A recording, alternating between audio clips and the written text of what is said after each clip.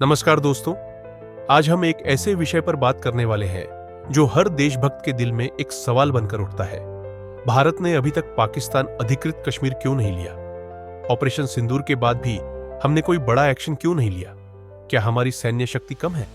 बिल्कुल नहीं, लेकिन इसके पीछे है कुछ बड़े और समझदारी से भरे रणनीतिक कारण, जिनका समझना बहुत जरूरी है। चलिए पूरी कहानी समझते हैं। जैसा कि आप सब जानते हो, हाल ही में हुए ऑपरेशन सिंदूर में भारतीय सेना ने पाकिस्तान के आतंकवादी लॉन्च पैड्स पर सर्जिकल नहीं बल्कि रणनीतिक स्ट्राइक किया। पाकिस्तान सोच भी नहीं पाया था इतना तेज और सटीक जवाब मिलेगा। उनका जवाब सिर्फ एक प्रतीकात्मक सीजफायर वायलेशन, क्योंकि उनके पास अब प्रतिशोध की क्षमता ही नहीं बची, ना आर्थिक रूप से ना सैन्य रूप से। ऑपरेशन सिंदूर ने दिखाया कि भारतीय सेना सिर्फ शक्तिशाली ही नहीं बल्कि तकनीकी रूप से भी श्रेष्ठ है। हमारी योजना, खुफिया जानकारी और कार्यान्वयन सब कुछ विश्व स्तर का है। यह एक तरफा मिशन था। पाकिस्तान देख रहा था और भारत शान से ऑपरेशन पूरा करके लौट आया। इस ऑपरेशन में हमारे स्वदेशी रक्षा प्रणालियों जैसे आकाश मिसाइल डिफेंस और ब्रह्मोस क्रूज मिसाइल की अहम भूमिका रही। इन आधुनिक और भरोसेमंद हथियारों ने साबित कर दिया कि भारत आत्मनिर्भर बन रहा है।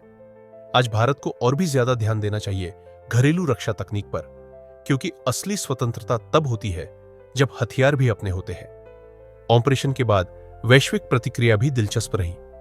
डोनाल्ड ट्रंप ने भारत पाकिस्तान के बीच सीजफायर की मध्यस्थता की बात की, क्योंकि अगर यह युद्ध बढ़ता तो सिर्फ दक्षिण एशिया नहीं, पूरी वैश्विक अर्थव्यवस्था प्रभावित होती, जिसमें अमेरिका का हित भी जुड़ा हुआ है। अमेरिका चाहता है कि यह क्षेत्र स्थिर रहे और भारत भी यह बात अच्छी तरह समझता है। आर्थिक कारण, पाकिस्तान एक भिखारी देश बन चुका है। आईएमएफ से कर्ज लेकर अपने दैनिक खर्च चला रहा है। मुद्रा का स्तर गिरा हुआ है और विदेशी निवेश शून्य है। पाकिस्तान अधिकृत कश्मीर की कोई आर्थिक कीमत नहीं है, न वहां संसाधन है, न ही रणनीतिक विकास। लेकिन भारत आज दुनिया की तीसरी सबसे बड़ी अर्थव्यवस्था बन चुका है। इंफ्रास्ट्रक्चर, निवेश, स्टार्टअप्स, वैश्विक व्यापार सब दांव पर लगते हैं अगर पूर्ण युद्ध होता है। एक युद्ध भारत की 5 से 10 साल की आर्थिक प्रगति को पीछे धकेल सकता है।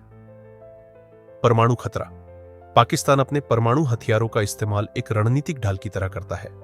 अगर भारत पाकिस्तान अधिकृत कश्मीर के लिए युद्ध करता है तो परमाणु युद्ध का खतरा बिल्कुल वास्तविक है, और अगर परमाणु हथियार इस्तेमाल हो गए तो जीत भी हार जैसी बन जाती है। परमाणु युद्ध में कोई विजेता नहीं होता। 2 मोर्चों पर युद्ध का खतरा, चीन का कारक और सीपीईसी एंगल।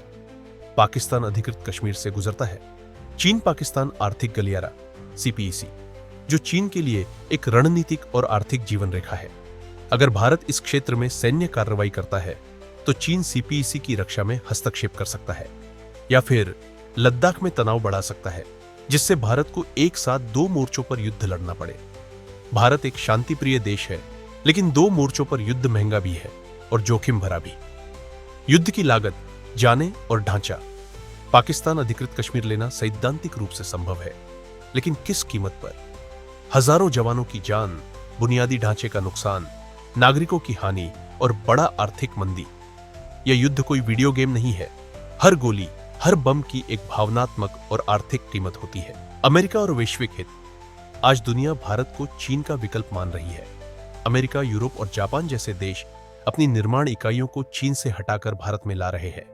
अगर युद्ध होता है तो यह सारी विदेशी निवेशें जोखिम में आ जाती हैं और भारत की शांतिपूर्ण छवि को नुकसान होता है।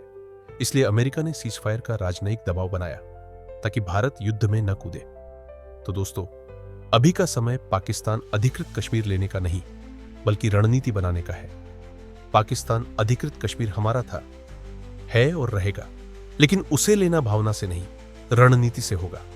जब पाकिस्तान खुद पतन के कगार पर होगा या अगर वह पूर्ण युद्ध शुरू करता है, तब भारत अपना कदम उठाएगा बिना किसी दबाव के।